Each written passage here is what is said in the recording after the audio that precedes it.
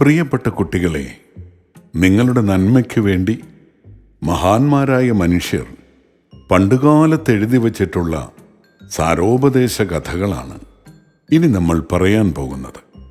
ഇന്നത്തെ കഥയുടെ പേര് നായയുടെ പൊങ്ങച്ചം. ഒരിക്കലൊരു ഗ്രാമത്തിൽ താമസിച്ചിരുന്ന ഒരു വീട്ടുടമ ഒരു നായ്ക്കുട്ടിയെ ഓമനിച്ച് വളർത്തിയിരുന്നു. പക്ഷെ വളരുംതോറും അത് മഹാവികൃതിയായി കാണപ്പെട്ടു. വീട്ടുകാരെയും വിരുന്നുകാരെയും വഴിപോക്കരെയും അത് ഓർക്കാപ്പുറത്ത് ചെന്ന് കടിക്കുമായിരുന്നു. പൊറുതിമുട്ടിയ ഉടമ അവസാനം ഒരു വഴി കണ്ടുപിടിച്ചു. അയാൾ നായയുടെ കഴുത്തിൽ ഒരു മണി കെട്ടിക്കൊടുത്തു. നായയുടെ വരവറിഞ്ഞ് ആളുകൾ കൊഴിഞ്ഞു മാറാൻ സാധിക്കുമല്ലോ. കഴുത്തിൽ മണി കെട്ടിയപ്പോൾ നായയ്ക്കും വളരെ സന്തോഷമായി. അങ്ങനെ ചന്തസ്ഥലത്ത് നടക്കെ ഒരു വൃദ്ധനായ നായ ചോദിച്ചു, "നീ ഇത്രയേറെ സന്തോഷവാനായി തുള്ളിച്ചാടുന്നത് എന്തിനാണ്?"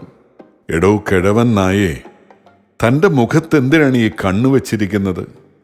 മറ്റുള്ള നായകൾക്കൊന്നുമില്ലാത്ത ഈ അംഗീകാര മുദ്ര കണ്ടില്ലേ?" കഴുത്തിലെ മണി കിലുക്കിക്കൊണ്ട് വികൃതിപ്പട്ടി ചോദിച്ചു. "വിഡി," കിഴവൻ നായ പറഞ്ഞു, "ഈ നായയ്ക്ക് ആളെ കടിക്കുന്ന ദുശീലമുണ്ടെന്നാണ് നിന്റെ കഴുത്തിലെ മണി വിളിച്ചു പറയുന്നത്. ഇനി നിനക്ക് ആരെയും കടിക്കാൻ പറ്റുകയില്ല. ആരും നിനക്ക് ഭക്ഷണവും തരില്ല." കഥ കേട്ടില്ലേ കൂട്ടുകാരെ? എന്താണ് ഈ കഥയുടെ സന്ദേശം? വിഡ്ഢികൾക്ക് പൊങ്ങച്ചത്തിന് വക നൽകി ബുദ്ധിമാന്മാർ ശല്യമൊഴിവാക്കുന്നു.